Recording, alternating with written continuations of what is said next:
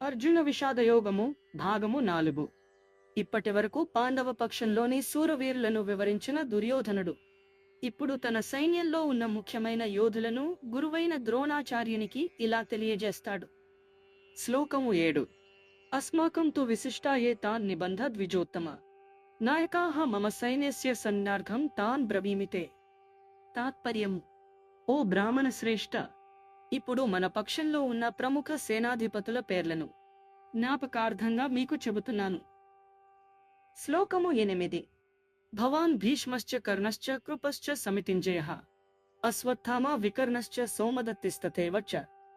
తాత్పర్యం: మీరు భీష్ముడు, కర్ణుడు, కృపాచార్యుడు, అశ్వత్థామ, వికర్ణుడు, భూరిశ్రవుడు ఇవరు మన వైపు ఉన్న ముఖ్యమైన యోధులు. శ్లోకము 9. అన్యే చ బహవః శూరాః మదర్థే త్యక్తజీవితాః నానాశస్త్రప్రహరణ సర్వే యుద్ధ విశారదాః. తాత్పర్యం: ఇంకా అనేక మంది శూరవీరులు నా కోసం ప్రాణత్యాగానికి సిద్ధంగా ఉన్నారు. వారు వివిధ ఆయుధాలలో నైపుణ్యం కలవారు, యుద్ధ నిపుణులు. శ్లోకము 10. అపర్యాప్తం తదస్మాకం బలం భీష్మాభిరక్షితం పర్యాప్తం త్విదమేతేషాం బలం భీమాభిరక్షితం. తాత్పర్యం: మన సైన్యం భీష్ముని రక్షణలో అపరిమితంగా ఉంది, కానీ పాండవుల సైన్యం భీముని రక్షణలో పరిమితంగా ఉంది. శ్లోకము 11. అయినేషు చ సర్వేషు యథాభాగమవస్థిత భీష్మమయవాభిరక్షంతు భవంతః సర్వ ఏవ హి. తాత్పర్యం: మీరు అందరూ మీ మీ స్థానాల్లో ఉండి భీష్ముని అన్ని వైపుల నుండి రక్షించండి. శ్లోకము 12. తస్య సంజనయన్ హర్షం కురువృద్ధః పితామహః సింహనాదం వినద్యోచ్చేహ శంఖం దద్మో ప్రతాపవాన్. తాత్పర్యం: కురువృద్ధుడైన భీష్ముడు దుర్యోధనునికి ఉత్సాహాన్ని కలిగిస్తూ సింహగర్జన లాంటి శబ్దంతో శంఖాన్ని బిగ్గరగా ఊదెను. శ్లోకము 13. తతః శంఖాశ్చ భేర్యశ్చ పణవానకగోముఖాః సహసైవాభ్యహన్యంత సశబ్దస్తుములోభవత్. తాత్పర్యం: వెంటనే కౌరవ సేనలో శంఖాలు, భేరీలు, తాళాలు, గోముఖాలు తీవ్రంగా మోగించబడ్డాయి. ఆ శబ్దం దిక్కులను దద్దరిల్లేలా చేసింది. శ్లోకము 14. తతః శ్వేతైః హయైః యుక్తే మహతి స్యందనే స్థితౌ మాధవః పాండవశ్చైవ దివ్యౌ శంఖౌ ప్రదద్మతుః. తాత్పర్యం: తెల్లగుడ్డాలతో కూడిన గొప్ప రథంలో శ్రీకృష్ణుడు మరియు అర్జునుడు తమ తమ దివ్య శంఖాలను ఊదిరి.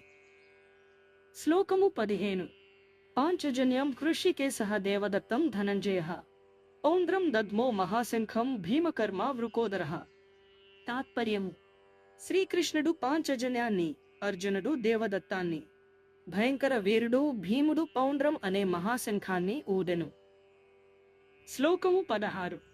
అనంత విజయం రాజా కుంతీపుత్రో యుధిష్ఠిరః నకులః సహదేవశ్చ సుఘోషమణి పుష్పకౌ.